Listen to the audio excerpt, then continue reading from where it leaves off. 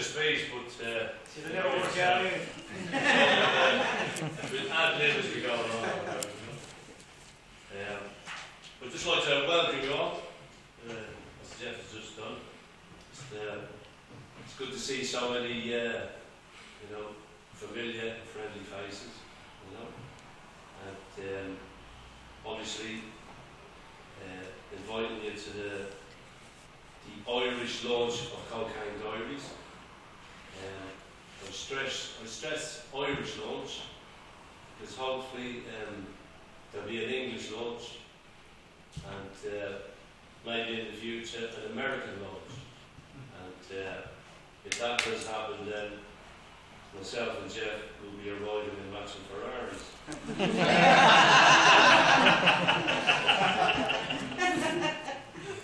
But seriously, thanks for coming, and we hope you enjoy a little fiesta here tonight. Tonight, it's the end of a very long road for me, which started disastrously when I stupidly walked through an international airport with a suitcase full of cocaine. Unknown to me then, I was about to start a 2-year nightmare in the Venezuelan prison system. It was on that very first day that the true horror of the system reared its ugly head and hit me full on. During those first 5 days, when I was handcuffed to a steel staircase, I promised myself that I would keep a secret diary and eventually tell the truth about arguably one of the most corrupt dictatorships in the modern world. So after nearly 4 years since its origin in Makuta police station, and in the making by myself and Jeff Farrell, Keany Diaries is finally here.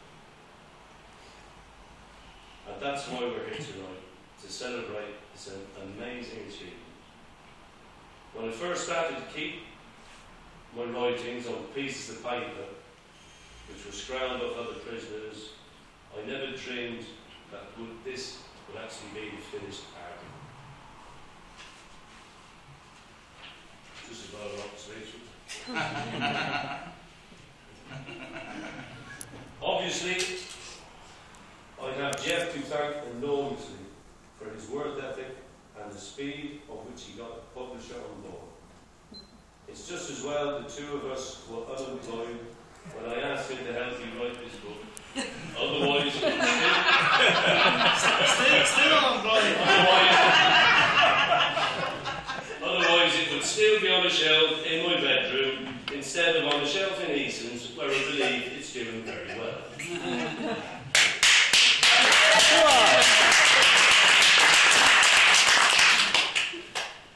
This is jointly our first attempt at writing a book, but the story was so strong and well put together, and thanks to Jeff, we secured a publishing deal with Mainstream within 10 days.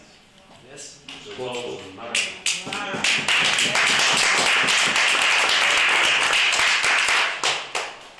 The true horrors of the Venezuelan prison system and the corruption of the judicial system are contained in these few pages.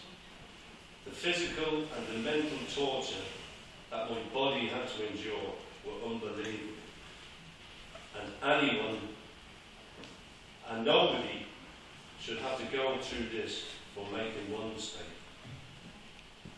To live like an animal and be treated as an animal sometimes makes you act like an animal. And the abnormal becomes normal. This experience has totally changed my life around. The way I see and think about everything. Nothing seems to faze me anymore, and I try to help as many people as I can, especially those close and dear to me, who I nearly lost forever. Let's face it, life is too short, and I have been given a second chance, and I don't intend to waste it. I'm now going to tell you one of the lighter moments from the Lost Techers, and it all centres around a pair of broken glasses and a boxing match. And I'm not going to read it from the book, I'm just going to tell it from the head, because I know it so well. And it all started in Los Tejas on the morning of the visit. Everyone had to be spick and span and clean, and the whole yard had to be clean, because the families were coming in to visit their men. And on this particular occasion, I was actually in this little flea bit of a toilet, and I was actually sitting down, going to the toilet, and I was fully clothed, jeans and a shirt, and one of the Venezuelan lads came in stark naked, and he started pouring jugs of water over himself, and he was drowning me, but he was actually washing himself, he was showering. So I got up, his trousers around me, as you do, and I pushed him. He pushed me back in the face, and my glasses came off, and obviously they were broken and crushed on the floor. And for me, without glasses in Los Tejas, I couldn't see 5 feet in front of me. You know? So this was a big thing for me. So I sort of grabbed him by the throat and started to choke him against the wall. You know? And a couple of guards came in and they said, "No, you can't do this, it's a visit day. You know? You can't do this, it's visit day." And he had a gun, so I didn't. I stopped. As you do. So I said, but I knew that if you had an argument with someone within the wing, you could always sort out your grievances with boxing gloves. And this happened regularly with boxing gloves. And thank God, in my youth, I was a bit of a boxer. So I challenged this lad to a boxing match, and the guards were happy with this. They said, "Lovely," because they all love the boxing match in Los Tejas. It's great fun, great excitement. But it couldn't happen until after the visits went home. So eventually the visits went home, and the boss came out with the boxing gloves, and one of the guards came over and he laced me up with the boxing gloves. Lovely jubbly. I was there in a pair of trousers and a shirt. But there was no sign of my opponent. So they all called out to this guy. Where was he? He was hiding in the toilet, and he wouldn't come out. And the boss went down to get him. And because he was a relative of the boss, he was a cousin or second cousin of the boss said he didn't have to come out and fight. So I was then asked, did I still want to fight? And I was still so enraged that I was, you know, the adrenaline was going. So I said, yes, I'll fight. So they said, right. So they said, we'll get someone else for you to fight. The next thing, this black guy comes out of nowhere, you know, and he's like Marvin Hagler. Marvin Hagler. Biceps are ripped in the chest muscles. He's got the nicks on and the boots. Black boots. Sorry, Paul, he was my brother. It was. You know, he knew something.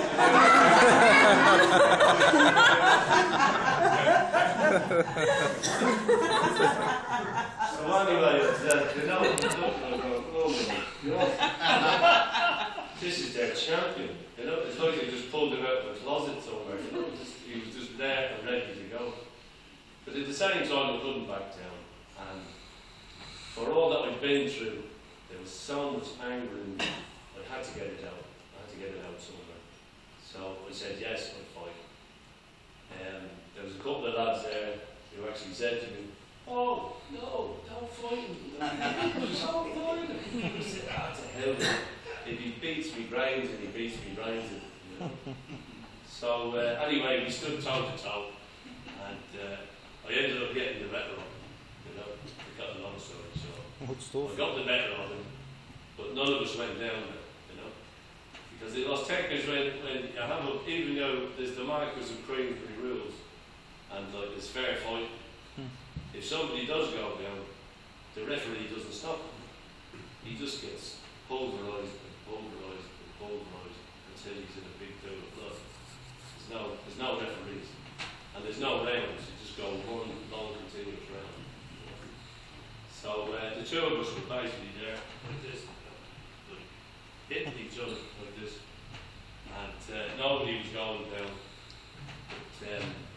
But I did get the better on, and he gave me a real boost, you know. And it was like I'd gotten one up on the Venezuelans who were hated at that time, you know. And it was just one story that I wanted to tell you. That wasn't too horrific. If you want to hear horrific stories, read the book. And you'll find as many horrific stories as you want. Thanks very much.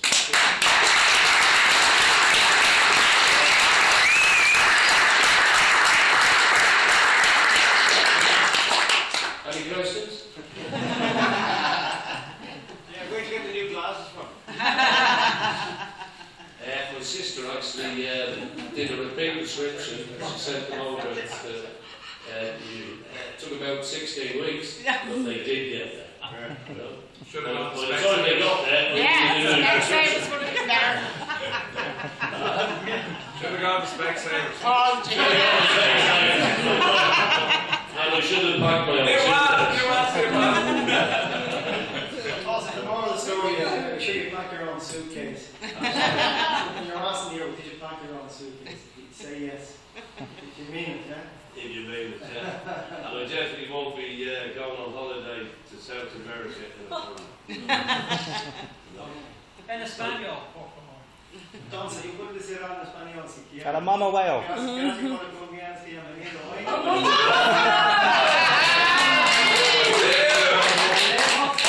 ¿Qué más tiene acá? A María.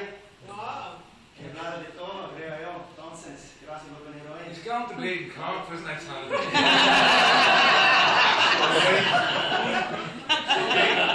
Thanks everybody for coming out tonight. I really appreciate it. Sharing this. Thank you.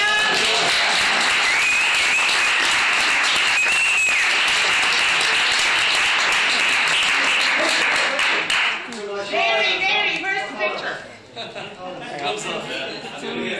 This is when we're friendly. Didn't see his fight over the world is. That's yet to come.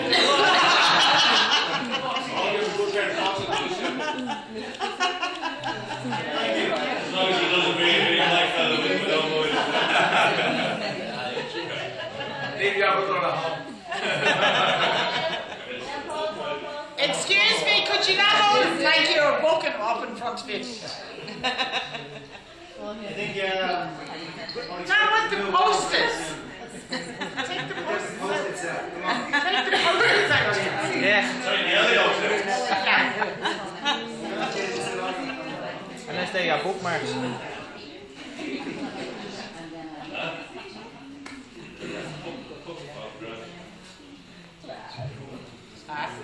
Okay.